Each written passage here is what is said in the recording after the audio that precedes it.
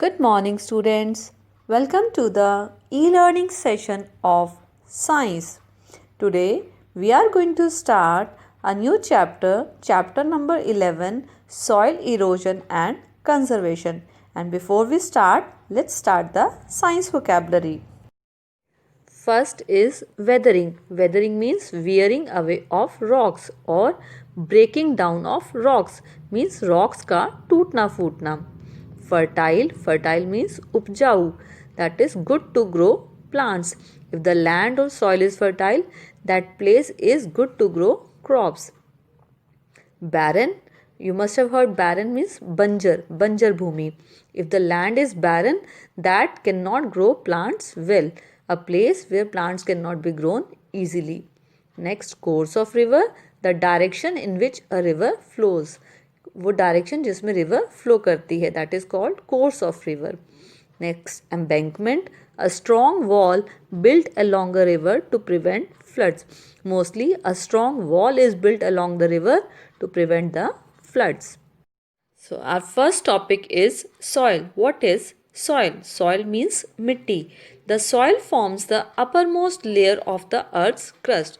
Soil is the uppermost layer on the earth's crust. As you have already done in class 4, layers of earth. It has 3 layers, that is crust, mantle and core. So soil is the uppermost layer on the earth's crust. Earth के crust के ऊपर soil is the uppermost layer. It consists of fine rock particles and the remains of dead plants and animals.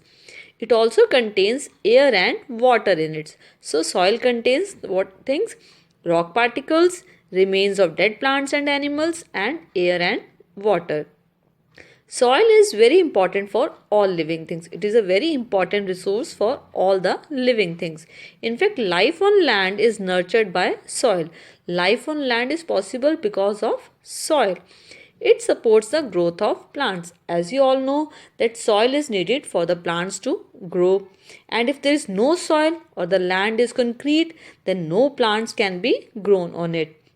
Which means that no fruits, no vegetables or no food for the human beings as well as for the animals. So soil is an important resource for for life on earth.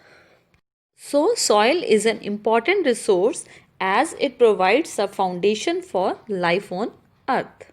We all are dependent on plants for our basic needs like food, medicine, clothing and shelter. So we all depend on plants for the food we eat.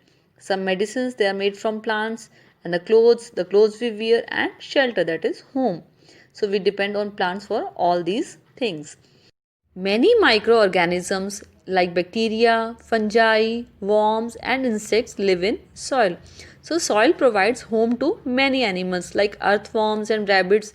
They live under the soil, and many microorganisms like bacteria, fungi, they also live in soil and they enrich the soil by breaking down the organic matter. Next topic is formation of soil. Let's see how soil was formed. Long ago, huge rocks were found on the earth, and due to heat of the sun, the rocks got heated and the rain cooled them. This repeated heating and cooling of rocks created cracks on the surface of rocks. These cracks got bigger by the action of wind and flowing water. This continued for thousands of years, causing the rocks to break into smaller pieces, and the rocks gradually change into pebbles, sand, and clay. So, due to sun's heat, rain, and wind, and some natural disasters like earthquakes or floods, slowly break down the rocks into smaller pieces. Over a period of time, these pieces of rocks become smaller and formed soil, which is the topmost layer of the earth.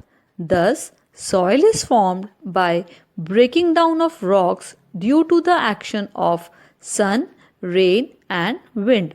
And this is called weathering of rocks. Weathering means breaking down of rocks. Also, living things like plants and animals, when their remains get mixed with the soil. This is how soil was formed. Next is composition of soil. It is also called as soil profile. There are three layers of soil. The soil profile contains topsoil, humus, subsoil and parent rock. The top layer, which is visible to us, contains humus. Humus means mixture of rotten leaves and dead remains of plants and animals.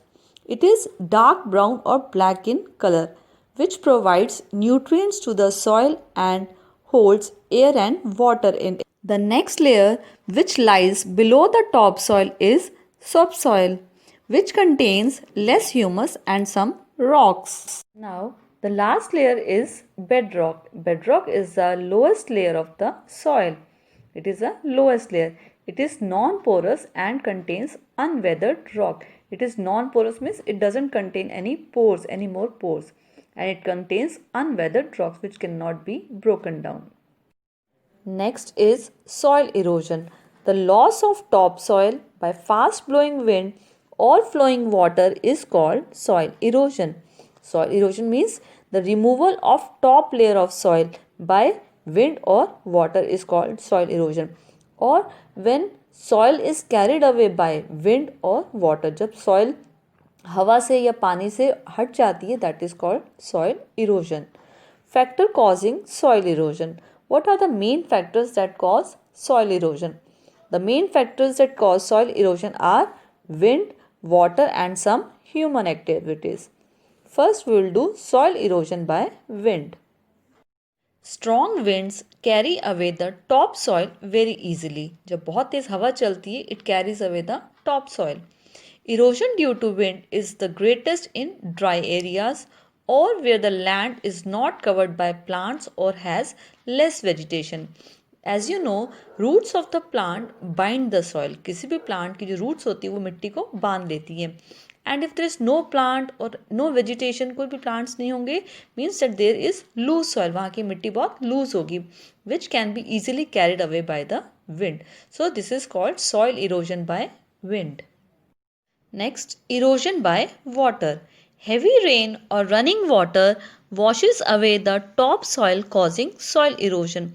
When there is very heavy rain, then it washes away the topsoil or the loose soil, which causes soil erosion, and this is called soil erosion by water.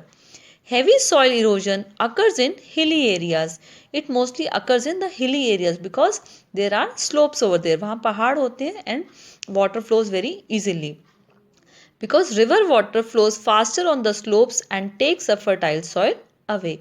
On reaching the plains, the river slows down and this soil settles down at the bottom of the river. When it reaches the plains, the river slows down and all the soil gets settled at the bottom of the river. This is called silting.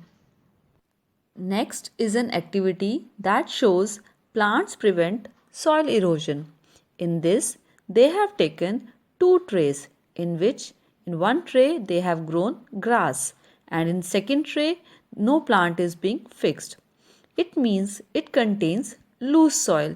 So when water is poured equally in both trays from the above, no water or soil gets carried away by water in the first tray.